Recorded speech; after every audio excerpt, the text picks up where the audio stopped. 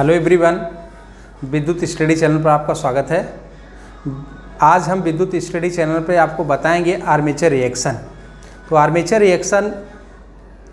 Reaction का effect आपके generator में कैसा होता है, आर्मेचर रिएक्शन जनरेट या पैदा क्यों होता है, और अगर आपका आर्मेचर रिएक्शन जनरेट हो गया तो इसको कम कैसे कर पाएंगे, आर्मेचर रिएक्शन का प्रभाव क्या होता है, आपका इफेक्ट क्या डालता है आपके जनरेटर पर।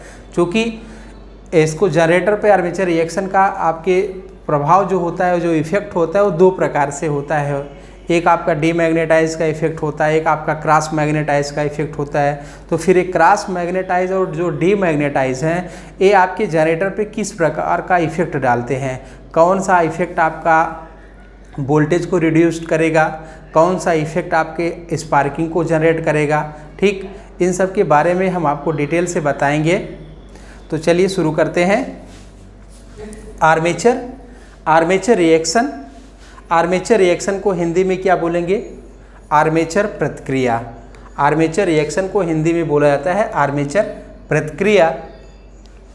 अब आपके सामने आता है कि आर्मेचर रिएक्शन है क्या। देखिए, आर्मेचर रिएक्शन का मतलब होता है कि जो आर्मेचर का फ्लक्स है वह मेन फ्लक्स पे जो प्रभाव डालेगा। आर्मेचर का फ्लक्स मेन फ्लक्स पर जो प्रभाव डालेगा वही आपका आर्मेचर रिएक्शन होता है। ठीक, अभी यहाँ पे जो हम आपको डायग्राम यहाँ पे बनाया गया बोर्ड पे डायग्राम, ये दो डायग्राम हैं। पहला तो इसमें देख रहे हैं, इसमें हम सिर्फ स्टेटर ये देख रहे हैं, नॉर्थ साउथ या नॉर्थ और साउथ या स्टेटर का पोल है। ठीक, तो स्टेटर का जो फ्लक्स अर्थात या इससे जो इस नॉर्थ साउथ से अर्थात इस पोल से जो फ्लक्स निकलेगा इसको हम कहते हैं मेन फ्लक्स। ठीक, तो इसमें हम क्या दिखा रहे हैं, सिर्फ इसमें मेन फ्लक्स को दिखाया जा रहा है।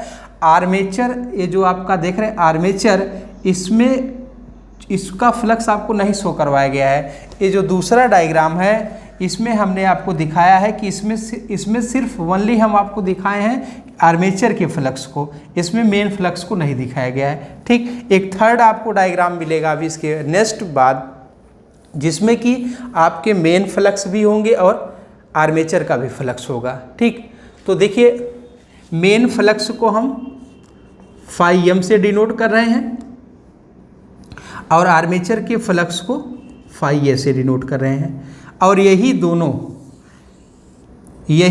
दोनों को मिलाकर हम आर्मेचर रिएक्शन कहेंगे। तो इन्हीं दोनों को मिलाकर का मतलब क्या है, आपको पता है कि एक जनरेटर का एक फार्मूला होता है, Eg = φp Zn/60A। ठीक, तो यहाँ से हम एक चीज़ को लेंगे, क्योंकि ये फ्लक्स हमारा वेरी करता है, तो फ्लक्स को हम यहाँ से कंसीडर करते हैं। तो first Eg proportional phi. Eg का मतलब है जनरेटर का विद्युत वाहक बल, फाई का मतलब है ये आपका मेन फ्लक्स है, फाई का मीन्स मेन फ्लक्स। तो अब आप इससे क्या मिल रहा है आपको कि देख रहे हैं कि अगर हमारा मेन फ्लक्स बढ़ेगा तो हमारे जनरेटर का विद्युत वाहक बल भी बढ़ेगा, और अगर मेन फ्लक्स हमारा घटता है तो जनरेटर का विद्युत वाहक बल भी हमारा घटेगा। तो आपको क्या मिला आपको क्या कि अगर आर्मेचर रिएक्शन का प्रभाव होगा तो कहीं ना कहीं आपके जनरेटर में जो विद्युत वाहक बल पैदा हो रहा है, जो जनरेटर में हम वोल्टेज को जनरेट कर रहे हैं, वो कहीं ना कहीं वोल्टेज हमारा कम हो जाएगा। ठीक, तो देखिए अब होता क्या, आर्मेचर रिएक्शन है क्या।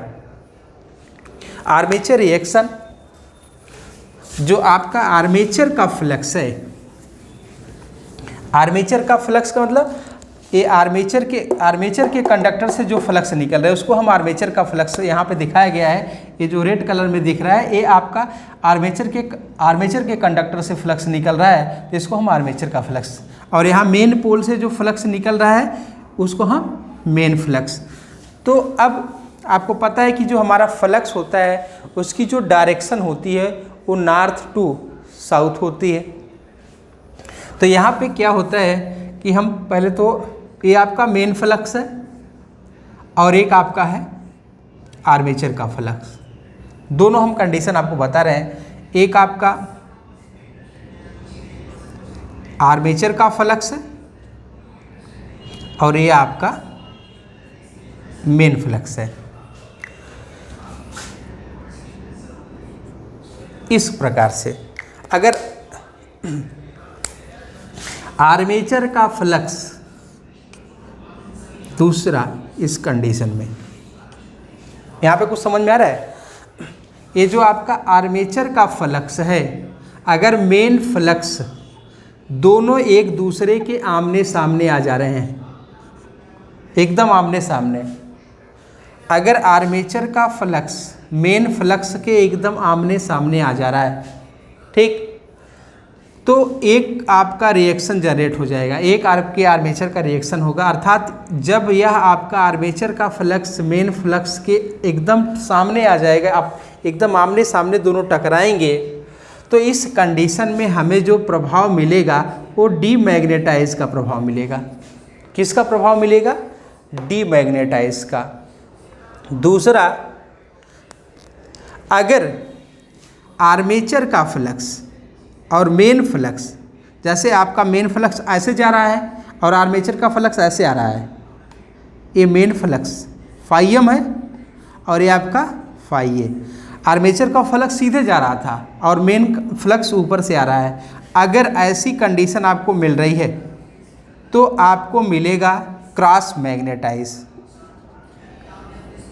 क्रॉस मैग्नेटाइज का मतलब आप देख रहे हैं मेन फ्लक्स है, इसको डिस्टोरेट कर देगा, इसका रूप बिगाड़ देगा। रूप बिगाड़ने का मतलब यह ऊपर से जब आ रहा है और यह सीधे जाएगा तो यह क्या करेगा, इससे टकराएगा और इसको टकरा के इसके मार्ग को मोड़ देगा, तो यह सीधे ना जाके साइड से मुड़ जाएगा। और इसमें क्या होता है, जो हमारा मेन फ्लक्स होता है, अगर आर्मेचर का फ्लक्स मेन फ्लक्स के एकदम आमने सामने आ जाएगा तो यह इसको क्या करेगा, डीमैग्नेटाइज कर देगा। डीमैग्नेटाइज का मतलब होता है इसको ख़त्म कर देगा एक तरीके से, ठीक, विचुंबकित कर देता है। मतलब इसका प्रभाव, मेन फ्लक्स का प्रभाव जीरो हो जाता है। तो अब आपको पता है कि अगर मेन फ्लक्स में कमी हो रही है तो आपके कहीं ना कहीं वोल्टेज में कमी होगी जनरेटर के। तो यह हमारा आर्मेचर का जो रिएक्शन होता है, यह रिएक्शन अब आपके माइंड में आता होगा कि आपका आर्मेचर रिएक्शन कब जनरेट होता है। अभी हम बता रहे हैं आपको। देखिए, आर्मेचर का जो रिएक्शन है वह दो प्रकार का इफेक्ट डालता है हमारे जनरेटर पर। एक तो डीमैग्नेटाइज का इफेक्ट डालेगा और एक आपका क्रॉस मैग्नेटाइज का इफेक्ट डालेगा। अभी हम आगे आपको बताते हैं कि डीमैग्नेटाइज का अगर इफेक्ट आता है आपका तो फिर उससे क्या प्रभाव आपका पड़ेगा। दूसरा, अगर क्रॉस मैग्नेटाइज का इफेक्ट आता है तो उससे क्या प्रभाव पड़ेगा। अभी इफेक्ट हम आपको बताते हैं, इनका प्रभाव क्या है। मैग्नेटाइज और डीमैग्नेटाइज, तो क्रॉस मैग्नेटाइज और डीमैग्नेटाइज आ तो गए, लेकिन ये प्रभाव कैसा डाल रहे हैं अभी हम आपको बता रहे हैं। लेकिन उससे पहले आप इसको जानिए कि आर्मेचर रिएक्शन किस कंडीशन में पैदा होता है। देखिए, आपका आर्मेचर रिएक्शन एक ही कंडीशन में पैदा होगा। कब? अगर आप जनरेटर को विस्तृत रूप से पढ़े हैं तो उसमें आपको डिटेल, इसके पहले आपको अगर जानना है तो जनरेटर प्ले लिस्ट में जाके या डिस्क्रिप्शन बॉक्स में लिंक मिल जाएगा, आप जनरेटर को पढ़िए, उसमें आपको पता चल जाएगा। देखिए कि जनरेटर में आर्मेचर रिएक्शन कब पैदा होगा। पहला, एक तो है कि जनरेटर नो लोड और एक है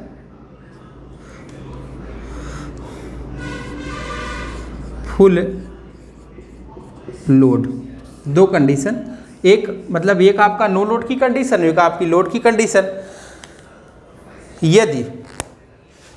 यदि जनरेटर आपके नो लोड की कंडीशन में है, मतलब जनरेटर पर कोई लोड नहीं है, तो आर्मेचर रिएक्शन का प्रभाव नहीं होगा। क्या? यदि जनरेटर नो लोड की कंडीशन में चल रहा है, जनरेटर किस कंडीशन में चल रहा है? नो लोड की कंडीशन में चल रहा है तो आर्मेचर रिएक्शन का प्रभाव नहीं होगा। अब आपके माइंड में आता होगा कि आर्मेचर रिएक्शन का प्रभाव आखिर नो लोड की कंडीशन में क्यों नहीं हो रहा है। ठीक, तो अभी हम आगे बताते हैं इसको। देखिए, फुल लोड कंडीशन में आपका आर्मेचर रिएक्शन होगा, या लोड की, जब हम जनरेटर को लोड की कंडीशन में चलाएंगे तो हमें आर्मेचर रिएक्शन का प्रभाव मिलेगा। पहला इसी पे क्वेश्चन बनता है कि एक डायरेक्टली आपसे क्वेश्चन पूछ लेगा कि एक जनरेटर है जो कि बिना लोड के चलाया जा रहा है, तो बताइए कि जनरेटर पे आर्मेचर रिएक्शन का प्रभाव होगा? तो आपके आर्मेचर रिएक्शन का प्रभाव नहीं होता है। अगर जनरेटर को हम लोड पे चलाते हैं तो आर्मेचर रिएक्शन का प्रभाव होता है। अब आपको हम बता रहे हैं कि क्यों ऐसा क्यों होता है कि नो लोड पे आर्मेचर रिएक्शन का प्रभाव, आर्मेचर रिएक्शन नहीं होता है और लोड पे आर्मेचर रिएक्शन होता है। तो चलिए देखिए,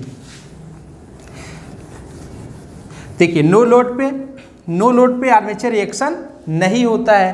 क्यों नहीं होता है? इसका कारण है, जब हम नो लोड पे चलाते हैं जनरेटर को तो मेन फ्लक्स तो हमारा फाइएम, मेन फ्लक्स पैदा होता है, ठीक, लेकिन जो हमारा आर्मेचर का फ्लक्स है फाइए, यह जनरेट नहीं होता है। और आपको पता है कि आई प्रोपोर्शनल फाई, अर्थात जहाँ पर धारा होगी वहाँ पे फ्लक्स होगा। जब हम जनरेटर को नो लोड कंडीशन में चलाते हैं तो जो हमारे आर्मेचर करंट होती है आईए, वह जीरो हो जाती है। आर्मेचर करंट आईए जीरो, अर्थात ये जो आर्मेचर के कंडक्टर में कोई धारा नहीं होती है और सिर्फ ईएमएफ होता है, अर्थात वोल्टेज होता है। जब आपकी धारा जीरो हो जाएगी तो क्या बताइए, फ्लक्स होगा, और फ्लक्स तब नहीं होगा। अर्थात जब फ्लक्स नहीं होगा तो फिर आर्मेचर का फ्लक्स जब जीरो हो जाएगा तो क्या मेन फ्लक्स पे कोई प्रभाव डालेगा?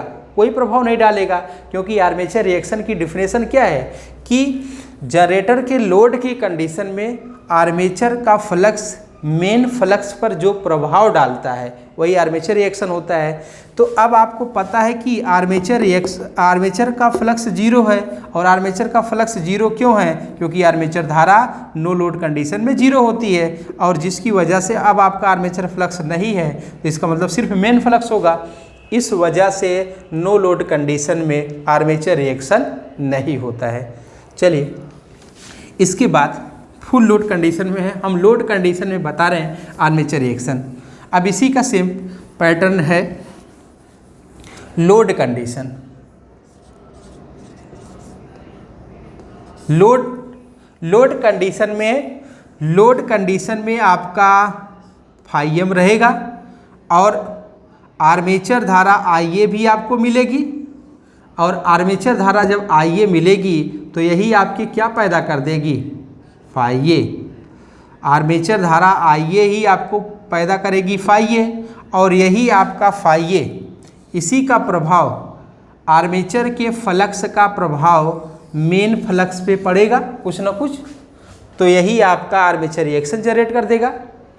तो जब आपके आर्मेचर का फ्लक्स मेन फ्लक्स पे कोई प्रभाव डालेगा तो आर्मेचर रिएक्शन हो जाएगा। कहने का मतलब लोड कंडीशन में आर्मेचर धारा मिलेगी और जिसके कारण आर्मेचर फ्लक्स मिलेगा, और जिसके कारण आपका आर्मेचर का फ्लक्स जो मेन फ्लक्स पे प्रभाव डालेगा वही आर्मेचर रिएक्शन कहलाएगा। तो चलिए, तो पहला आर्मेचर रिएक्शन आपके कितने प्रकार के होते हैं?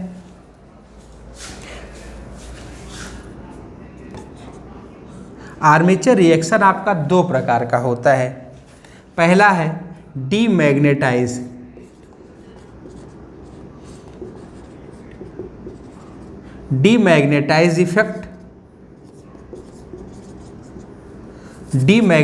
इफेक्ट, और दूसरा है क्रॉस मैग्नेटाइज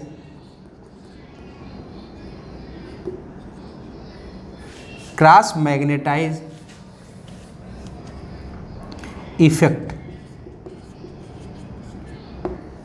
पहला है डीमैग्नेटाइज आर्मेचर रिएक्शन का कितना आर्मेचर रिएक्शन का इफेक्ट, दो प्रकार से, एक आपका डीमैग्नेटाइज और एक आपका क्रॉस मैग्नेटाइज होता है।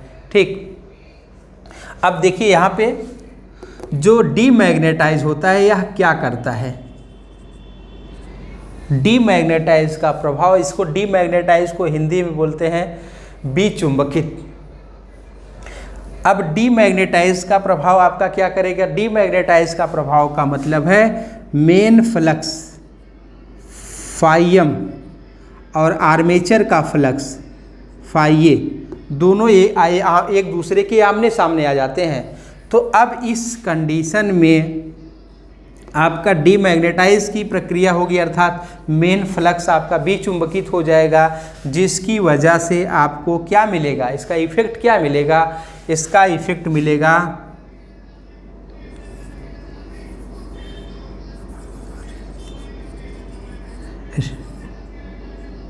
Reduce generated voltage. जो आपके जनरेटर में वोल्टेज होगा उसको यह रिड्यूस्ड कर देगा, जनरेटर के वोल्टेज को क्या करेगा, रिड्यूस कर देगा, अर्थात उसके मान में कमी ला देगा। कौन, डीमैग्नेटाइज का इफेक्ट। तो पहला, डीमैग्नेटाइज के प्रभाव के कारण जो हमारे जनरेटर में वोल्टेज पैदा होगा उसके मान में रिड्यूस्ड, अर्थात उसके मान में कमी कर देगा। और डीमैग्नेटाइज इफेक्ट है क्या, डीमैग्नेटाइज का मतलब कि मेन फ्लक्स और आर्मेचर का फ्लक्स दोनों एक दूसरे के आमने सामने आ जाते हैं। ठीक, इसके बाद दूसरा आपका क्या है, क्रॉस मैग्नेटाइज। क्रॉस मैग्नेटाइज क्या है,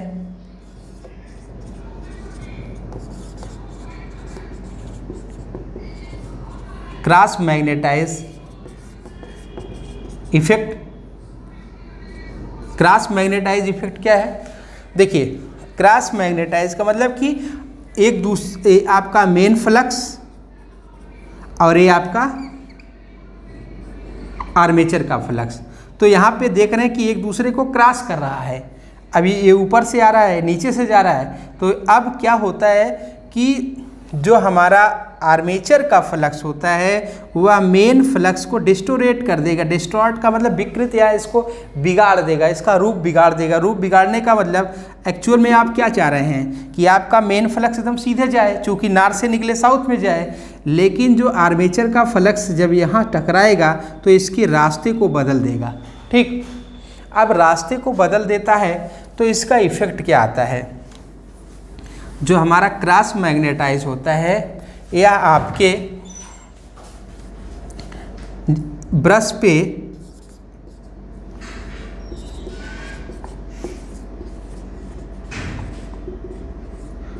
पे स्पार्किंग जनरेट करता है। जो क्रॉस मैग्नेटाइज का इफेक्ट होता है, क्रॉस मैग्नेटाइज के इफेक्ट की वजह से ब्रश पर स्पार्किंग जनरेट हो जाती है। इसका जो प्रभाव होता है कि यह ब्रश पर स्पार्किंग जनरेट कर देता है। ठीक, क्योंकि इसमें आपका जो मेन फ्लक्स है वो ब्रश अपने स्थान से शिफ्ट हो जाता है। आगे आपको हम बताएंगे ब्रश पे स्पार्किंग कैसे आ जाती है। तो इसका क्या है प्रभाव, क्रॉस मैग्नेटाइज का प्रभाव है कि यह ब्रश पर स्पार्किंग जनरेट कर देता है। ठीक है, चलिए तो यहाँ पे देखिए थोड़ा से,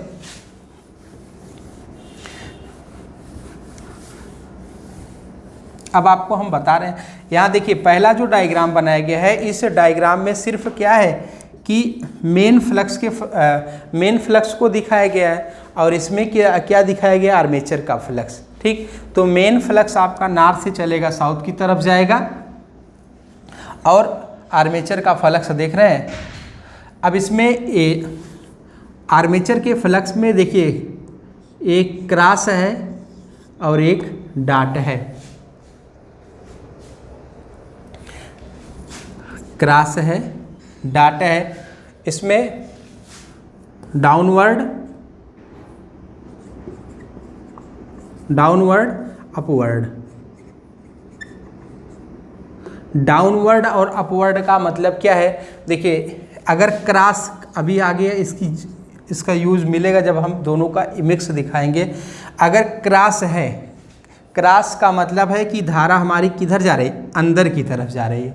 क्रॉस है तो धारा हमारी अंदर की तरफ जा रही है। और अगर आपका डाट है अपवर्ड, डाट का मतलब है धारा हमारी बाहर की तरफ निकल रही है। तो इसको आप माइंड में सेव रखिए कि क्रॉस है तो धारा हमारी अंदर की तरफ जाएगी और डाट है तो धारा हमारी बाहर की तरफ जाएगी। एक आपको इसमें पेज का रूल भी, आपको एक कार की स्क्रू या पेज का रूल भी आपको पता होना चाहिए, क्योंकि हम इसी चुंबकीय बल रेखाओं की जो डायरेक्शन पता करेंगे इसी से पता करेंगे, डाट और क्रॉस से। ठीक, तो यह पेज के नियम से पता चलता है कि पेज का रूल है। देखिए, अगर धारा अंदर की तरफ जा रही है, इसका मतलब है चुंबकीय बल रेखा हमारी किस डायरेक्शन में है, क्लॉकवाइज डायरेक्शन में। अगर धारा अंदर की तरफ जा रही है तो हमारी चुंबकीय बल रेखा क्लॉकवाइज डायरेक्शन में होगी।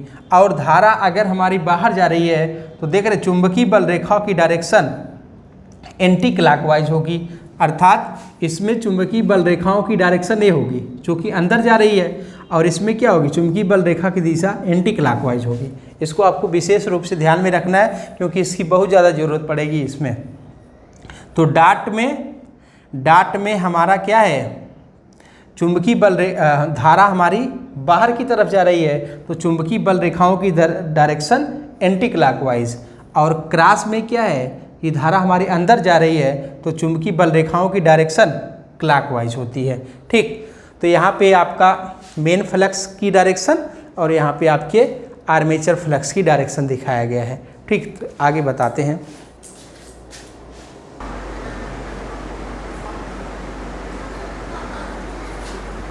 तो देखिए, ये आपका डाउनवर्ड का मतलब अंदर, अपवर्ड का मतलब बाहर। तो यहाँ पे देख रहे हैं जो हमारा आर्मेचर रिएक्शन होता है, आर्मेचर रिएक्शन की वजह से अभी इसके पहले वाले डायग्राम में देख रहे थे कि जो हमारा एक GNA ज्योमेट्रिकल न्यूट्रल एक्सिस और MNA मैग्नेटिक न्यूट्रल एक्सिस, एक आपका GNA ज्योमेट्रिकल न्यूट्रल एक्सिस और एक आपका MNA मैग्नेटिक न्यूट्रल एक्सिस। ये कभी कभी डायरेक्ट नाम पूछ लेते हैं, GNA का पूरा नाम बताइए या MNA का पूरा नाम बताइए। तो इसमें है क्या, देखिए GNA हमेशा ऑलवेज फिक्स रहता है, GNA हमेशा फिक्स रहता है, यह आपके लोड के साथ परिवर्तित नहीं होता है। अभी जब हम इसको बिना लोड के इसके पहले बिना लोड के हम आपको दिखा रहे थे, इसके पहले का जो डायग्राम था वो देख रहे थे, उसमें GNA और MNA एक ही प्लेन पे था। लेकिन इसमें जो देख रहे हैं आपका जो GNA है और MNA है दोनों शिफ्ट हो गया है। पहला हमारे जो डायरेक्शन है इस प्रकार से क्लॉकवाइज की डायरेक्शन में, यह आपका आर्मेचर क्लॉकवाइज की डायरेक्शन में रोटेट कर रहा है। ठीक, तो क्लॉकवाइज की डायरेक्शन में जब रोटेट कर रहा है तो देख रहे हैं कि फर्स्ट जो शुरू में आपका MNA और GNA इसी पे था, एक ही एक्सिस पे, लेकिन लोड के साथ जब हम लोड को बढ़ाते हैं तो हमारा और आपका जो ब्रश है, ब्रश आपका अपने स्थान से शिफ्ट होगा और उसी ब्रश के साथ ही हमारा MNA भी शिफ्ट हो जाता है। तो ब्रश जैसे देख रहे हैं, ब्रश आपके पूछा जाता है क्वेश्चन कि ब्रश किस तरफ शिफ्ट होता है या MNA किस तरफ शिफ्ट होता है, तो हमेशा MNA आर्मेचर की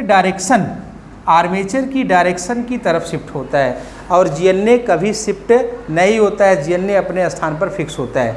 ठीक, तो देख रहे हैं कि लोड के साथ लोड बढ़ाने के साथ आपका MNA आर्मेचर के डायरेक्शन, आर्मेचर जिधर की तरफ घूम रहा है उधर की तरफ शिफ्ट हो गया, मतलब पहले यहाँ पे था अब घूम के आगे आ गया है। ठीक, और वहीं ब्रश भी आपका शिफ्ट हो गया है।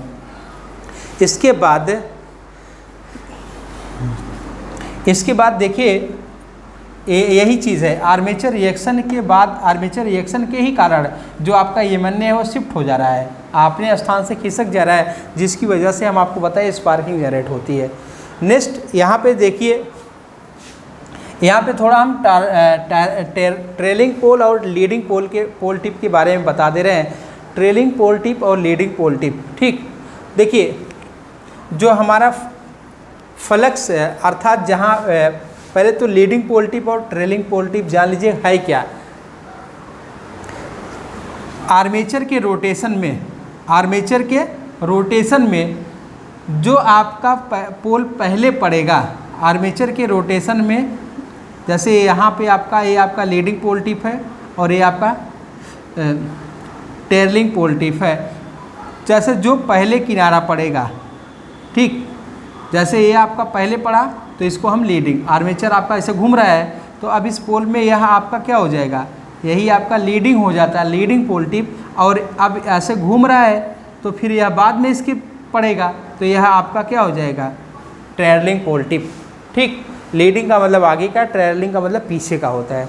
तो जैसे घूमते समय जो सबसे पहले जो पड़ेगा वही आपका क्या होगा, लीडिंग पोल टिप, और जो बाद में पड़ेगा वो क्या होगा, ट्रेलिंग पोल टिप। अब एक तो ये भी पूछता है कि लीडिंग पोल टिप और ट्रेलिंग पोल टिप कब आएगा, तो आर्मेचर के रोटेशन में, आर्मेचर के घूमने के समय जो पोल का जो सिरा पहले आएगा वह आपका होगा लीडिंग, और जो बाद में आएगा वह आपका ट्रेलिंग होगा। इसके बाद इसका इफ़ेक्ट क्या होता है, जो हमारा फील्ड फ्लक्स का डेंसिटी या घनत्व होता है, फील्ड फ्लक्स का घनत्व किस पोल टिप पे ज़्यादा होता है, तो फील्ड फ्लक्स का घनत्व जो ज़्यादा होगा ट्रेलिंग पोल टिप पे। ट्रेलिंग पोल टिप पे ज़्यादा से ज़्यादा फ्लक्स होंगे और लीडिंग पोल टिप पर फ्लक्स आपका कम होता है। सबसे ज़्यादा महत्वपूर्ण यही होता है कि जो फील्ड फ्लक्स का घनत्व होता है वो ज़्यादा कहाँ पे होता है, तो आपका ट्रेलिंग पोल टिप पे ज़्यादा होगा और लीडिंग पोल टिप पे कम होता है, ठीक। तो इसके बाद हमारा नेक्स्ट लेक्चर होगा कि आर्मेचर रिएक्शन के प्रभाव को कैसे कम करेंगे, क्या इसको कम करने का क्या मेथड होता है। तो देखिए कम करने का आपका मेथड, दो मेथड बड़ा फेमस है, एक आपका इंटरपोल और एक आपका कंपेंसेटिंग बाइंडिंग। इंटरपोल और कंपेंसेटिंग बाइंडिंग ये दोनों बहुत महत्वपूर्ण हैं और इसमें हम थोड़ा सा आपको ओवरव्यू दे रहे हैं। इंटरपोल और देखिए हमेशा हम कहाँ पे स्थापित करते हैं कंपेंसेटिंग बाइंडिंग, तो कंपेंसेटिंग बाइंडिंग हमेशा हम पोल सूज में स्थापित करते हैं। कहाँ पे स्थापित करेंगे, पोल सूज में, और इंटरपोल हम यहाँ पे स्थापित करते हैं इस प्रकार से, ठीक। तो पोल सूज में स्थापित करने का मतलब है अब यहाँ से फ्लक्स निकल रहा है, अब यहाँ से बताइए इस आर्मेचर में जो फ्लक्स निकलेगा उसकी डायरेक्शन क्या होगी, क्लॉकवाइज, क्योंकि इन हो रहा है, क्रॉस का मतलब इन, तो क्लॉकवाइज का मतलब है कि इस प्रकार से फ्लक्स हमारा निकल रहा है, जो फ्लक्स निकल रहा है इस प्रकार से निकल रहा है, ठीक। और जो हमारा मेन फ्लक्स है इस प्रकार से जा रहा है, तो अब यहाँ पे क्या आपका देख रहे हैं, आपका फ्लक्स से ऊपर से आ रहा है और सीधे जा रहा है। अब इसके पहले हमने आपको इफेक्ट बताया है कि ये फ्लक्स सीधा जा रहा है और आर्मेचर का फ्लक्स ऊपर से आ रहा है, तो ये दोनों एक दूसरे को क्या करेंगे, क्रॉस करेंगे। अर्थात यहाँ पे हम जो स्थापित करते हैं कंपेंसेटिंग बाइंडिंग, वह बाइंडिंग हमारा किसके प्रभाव को कम करता है, तो वह हमारे क्रॉस मैग्नेटाइज के इफेक्ट को कम करता है। आगे हम इसको डिटेल में बताएंगे कैसे सेटअप करते हैं और कैसे हम आर्मेचर बाइंडिंग और कंपेंसेटिंग बाइंडिंग को एक दूसरे के साथ कनेक्ट करते हैं। फिलहाल आपको बता दे रहे हैं कि सीरीज़ में कनेक्ट होता है, ठीक। इसके बारे में विस्तार से नेक्स्ट लेक्चर में बताएंगे।